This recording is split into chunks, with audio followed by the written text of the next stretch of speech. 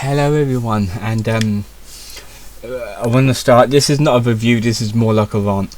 I want to start by saying that I have seen the Texas Chainsaw Massacre 2022, and I hated it. I knew it was going to be bad, because of the low Rotten Tomato scores on it, as well as low scores by everyone. It was garbage. I did not like it at all. I liked this. I liked the Halloween Kills film more than this, and I didn't really enjoy the Halloween Kills film as much as the previous Halloween film. Now this one, okay, I'm not a big fan of the Texas Chainsaw Massacre series, even though I should be. I have seen films in the series before though, so I kind of know what I was getting myself into anyway. But this one is set 50 years after the original one. So basically it did a Halloween, and it's rebooting the timeline. It's rebooting the timeline. So it's basically the original sequels at the window, and it looks like it's continuing on from the first one, just like Halloween did. So they're kind of copying right there. And yeah, there was a lot of anti-gun, a lot of like millennial bullshit and wokeness in this. It did not work. It really did not work. The only good thing about it, I kinda liked Leatherface's design. I know there's a lot of people saying that he wasn't that good in this one.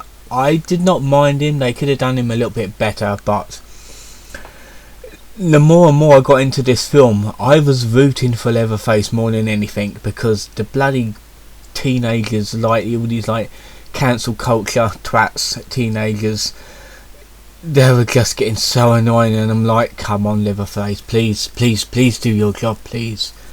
There was a guy in it, the mechanic, which I thought was going to be one of the incestuous hillbillies, even though it wasn't like incestuous like in previous films.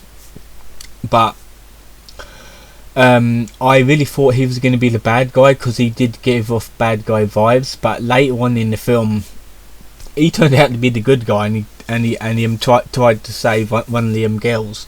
So I wasn't expecting him to be a good guy. However, he was like the only the only good guy that I wanted to live, because later on in the film he does get likable. Yeah, he's a mechanic, he's like miserable, he owns a lot of guns because he's a Texan, but what do you expect? It's Texas, you got to have a gun in Texas, come on now.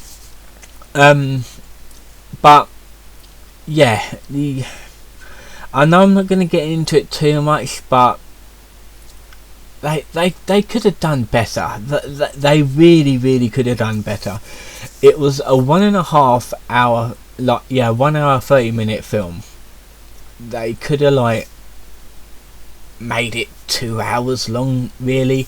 Like added more to it, like more like maybe like backstory, a little proper backstory to Leatherface. But in this one, it's basically a group of kids going to it's teenagers going to the old town, and they basically want to buy it and auction off the properties, which I didn't know you're allowed to do that unless you have a license and the actual rights to do that. One of the properties was owned by the old woman who was the orphanage owner. In fact, it was an orphanage, what they was trying to get. Now he's saying that it's not yours anymore. She says that you've got the deed. Like do you have a deed for it? She says yes, but I'm not going to show you. You don't have the rights to force me to show you the deed, which is true.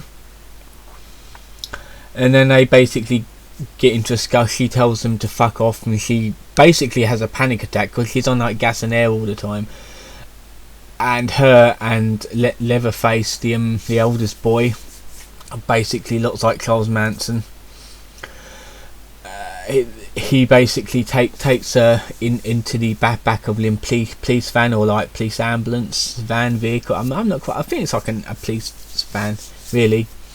And another one of the girls go with him to help him out. The mother dies. Leatherface goes insane, peels off the mother's face, wears it, and then goes on a murderous rampage. When that happens, things actually get started properly. It is a slow process to get up to that moment, but when it kicks in, it gets a little bit more worth it. But again, not so much. The kills were unique in it, but like I said, they could have done a little bit better than that. Really, they could have made the film a bit better.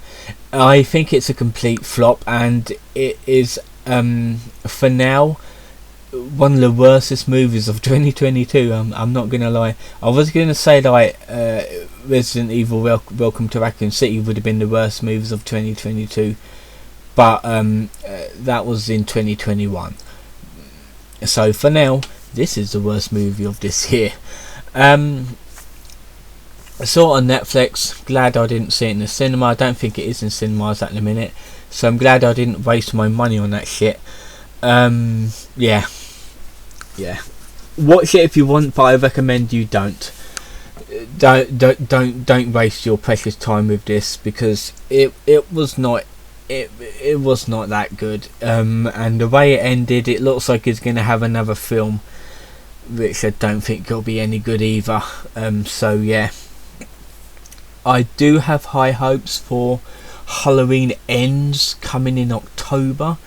I kind of have high hopes for that, because I know the previous film was lacking in some areas, but yeah. I'm going to leave it here. Don't forget to like and subscribe, really appreciate it. Tomorrow's video will be something I pre-recorded, so I'll be recording nothing tomorrow, and I'll see you then. So until then, see you guys.